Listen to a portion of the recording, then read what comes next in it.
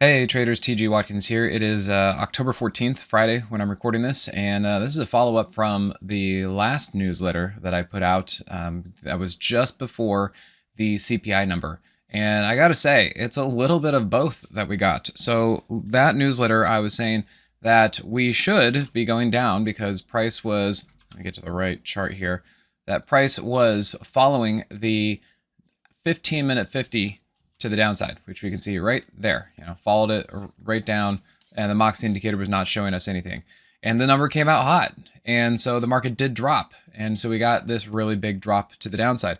Now, my understanding is it hit some critical support levels, 50% fib, stuff like that. It was oversold, big gap down, and it just sparked a short covering rally. So the other thing I was saying on the newsletter is that, well, if the market's going to go up, it's probably because of a surprisingly cold CPI number. Well, for whatever reason, this sparked a short covering rally. So we got that. Now, the thing that I was telling the subscribers and something to watch out for, especially in this market, because in a bullish market, you buy the dips. In a bearish market, you sell the rips. And so this was a bounce in a downtrend. And the way that we could verify that was, for me at least, is right here today, Friday, that price just sliced right through the 15-minute 50 and the Moxie indicator is not looking very good.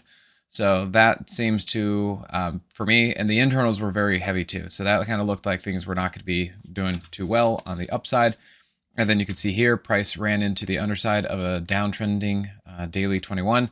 And also price just could not get back over the hourly 50, and the hourly 50 is in a downtrend. So it seems to me that that was a one-day wonder for whatever reason, and we are probably back to the short side.